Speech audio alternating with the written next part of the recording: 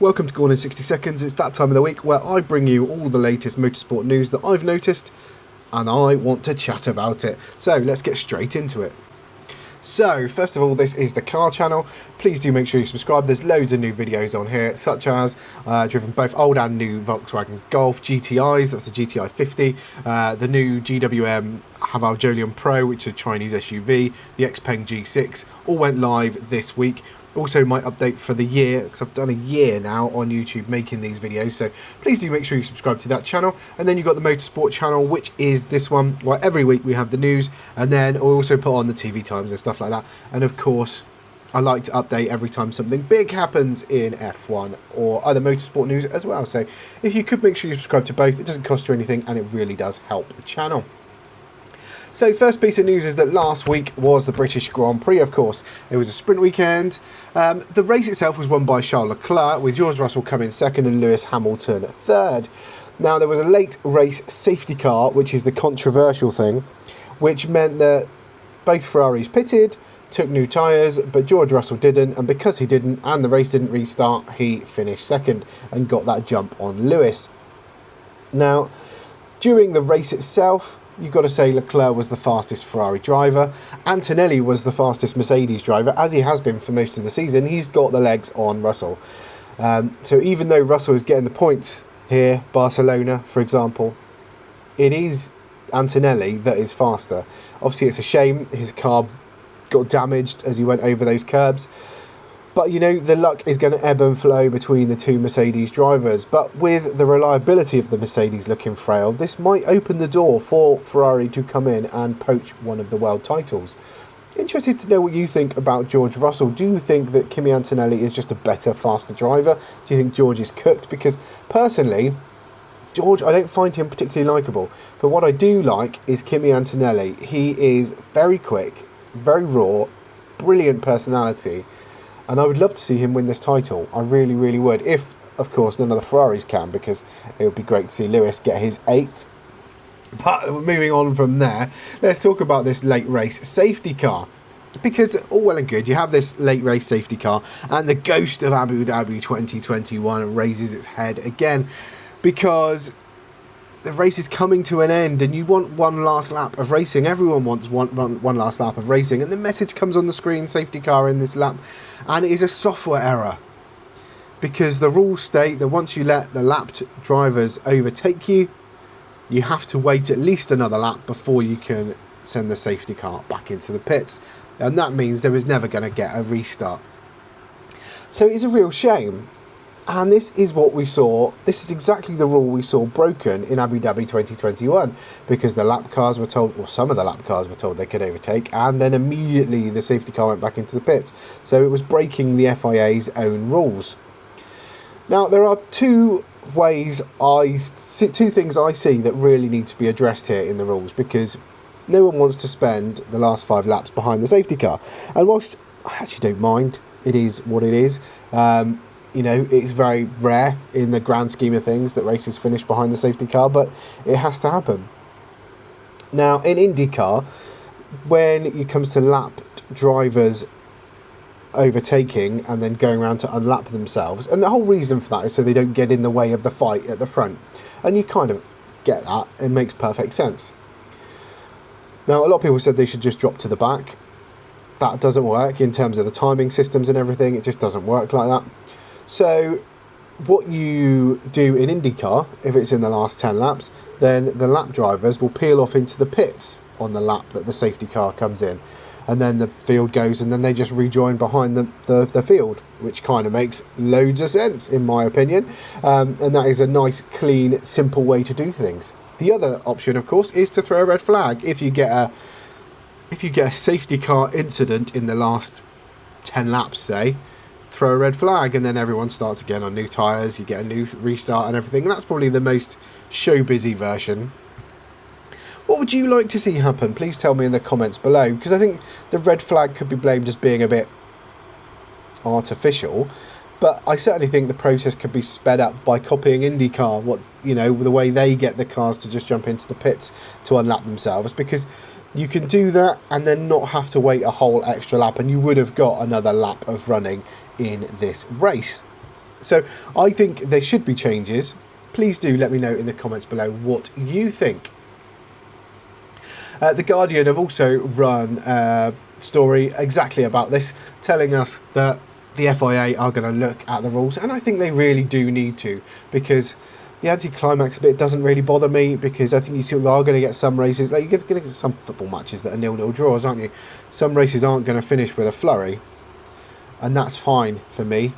But I think the panic, the shame, is that the software told everyone there was going to be another lap, and then there wasn't, and it got everyone's hopes up.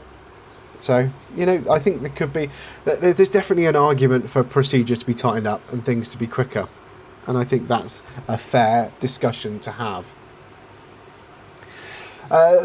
Mohammed bin Sulayem has been a busy boy this last week. Not only has he been joining the drivers on the parade lap in the Lego cars, which I thought was really quite odd, taking every opportunity to get himself in front of a camera. As always, he's abolished the term limits for presidents, so he can be president for life. He also wants to bring back refuelling and an independent V8 supplier. So he's got his heart set on going back to V8 engines for 2031, maybe before then. There will have to be some hybridization to keep other manufacturers on board. But he wants to bring an independent supplier as well to make competitive V8 engines, and that's purely because if all of the manufacturers go, all right, we're going to leave if you don't do what we want, he can say, well, that's all right, I've got an engine supplier that can supply the whole grid. So yeah, he's ruling with an iron fist, I think. Obviously the 50-50 split of electrification and internal combustion engine isn't quite working yet. There's going to be some tweaks to that over the next few years, but otherwise I think these power units are really clever, and we need to be talking about how efficient they are, how clever they are, how they don't use any fossil fuels, etc, etc, etc. So I think the messaging is purposely being skewed towards a hatred of these engines, just like it was in 2014, to be fair, to try and get something else. Now, in other news, Ferrari have completed a filming day at the Madring. Yes, the new Madrid racing circuit that's going to hold the Spanish Grand Prix later in the year. They've held their first laps there, which are the first F1 car laps around the track, which will give them some useful data, even if they are racing on different tyres and much slower to complete a filming day. They will have got their first sighter, they will have got their first idea of what it's going to be like. Maybe that will give them a competitive advantage. Now, in Italy, there is a story running the rounds at the moment that Rafael Camara looks set for the 2027 Haas seat. It does look like that alongside Ollie Bearman, you're going to have a shootout really between Camara and Leo Fornaroli, obviously the McLaren Junior. I think you're going to see a shootout between those two, because McLaren is desperate to get Fornaroli into an F1 seat next year, and of course only has one seat. Camara has probably been my tip for a while. I think they've had their eyes on him for quite some time, so it'll be interesting to see how that one progresses. And of course we think it's Esteban Ocon that's going to get the boot and end up somewhere else. I do think Audi are going to be in the market to replace Hülkenberg, and I do think Sainz is going to be leaving Williams because they haven't lived up to the expectations. So there's going to be a few changes. Of course, we don't know yet what Max Verstappen is going to do.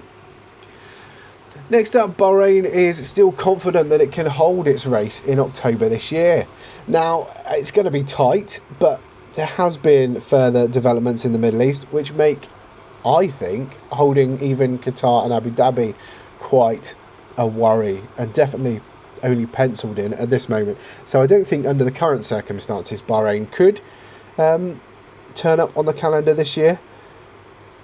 I think the FIA do have plans for other races, maybe European races, to come in at the end of the race to finish off the season.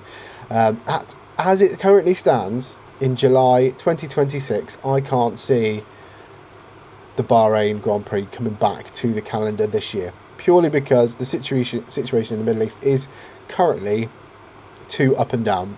And Donald Trump is saying all kinds of things. You know, there was a ceasefire 2 weeks ago now. There's not, and you can't really trust it, which I think is a bit of a worry and a bit of a red flag, you know. And the most important thing is, are the spectators going to be safe? Are the teams going to be safe? And that is the big question mark. I think if you can't guarantee that to the best of your ability, then you just can't race in those countries. And I think a decision is going to have to be made sooner rather than later about what happens at the end of the season. Talking about calendars, it looks like there's going to be 34 races on the 2027 calendar, because you're going to have 24 Grand Prix and 10 sprint races. Yes, the sprint race ante will be upped to 10. What do you think? Do you like the sprint format? Do you like sprint races? Do you think there should be more? I mean, I think a sprint race and a sprint qualifying is definitely more entertaining than 2 more practice sessions. So for that reason, I think it's quite good. I actually prefer the very first sprint format, where it genuinely had an effect on your start on the race. I really did like that, because you were fighting for something other than just a few points. I still think there's opportunities to do things with reverse grids or whatever to make it a bit more spicy, and maybe separate it completely, have a sprint race championship, so you've got something else to play for. I think there's lots that could be done with the sprint racing. I don't think it's going away, because it does get more eyeballs across a weekend. And again, in Britain, it was a great little race. It was really, really enjoyable and entertaining. On to IndyCar news, and massive news. And I love the way that Will Buxton tweeted, and it got all of the F1 journalists knickers in a twist, because they're all saying, oh no, something amazing is going to happen, something big's going to happen. They just didn't read the room at all. Arrow McLaren has announced the lineup for 2027 with Scott Dixon, Felix Rosenquist and Pato O'Ward, and Ryan Hunter-Reay will join for the Indy 500. So that is a real strong lineup for Arrow McLaren, which I think is absolutely brilliant. Of course, Scott Dixon is a huge name as well, coming with loads of experience. So that is really big news in IndyCar. So, M Sport Extra's calendar. Please do make sure you go and follow M Sport Extra over on X. He doesn't sleep, but that guy, he has got motorsport news coming out of his veins 24 hours a day. There's quite a lot on this weekend. There's no F1, of course, but there is WEC, there is a Sao Paulo 6 hours. You've got IMSA, Chevrolet, GP, you've got the Repo Supercars, you've got Moto3, Moto2, MotoGP, and the World Superbikes all across your telly box this weekend. And just to pick out a couple of things on TNT Sports, which is where you'll find everything this weekend, MotoGP itself, the race programme starts from 12:15. 1 o'clock is lights out, and then on MotoGP you have got onboards and the race helicopter feed. There is loads of different feeds with the multi-view system on TNT Sports, which is absolutely brilliant. From 3 o'clock you've got the WEC 6 hours of Sao Paulo, which I think is going to be really entertaining. A great circuit, as we know. 3 till 10 p.m. So full 6 hours of Sao Paulo is across the TNT channels. That is on TNT Sports. It doesn't say which TNT Sports channel it's on, but there you go. TNT Sports. And World Superbikes in the United Kingdom, of course, are also live on TNT Sports. So that is your home for all your motor racing sport this weekend. Thank you very much for watching. Please don't forget to get in the conversation in the comments and subscribe, and I'll see you in the next one.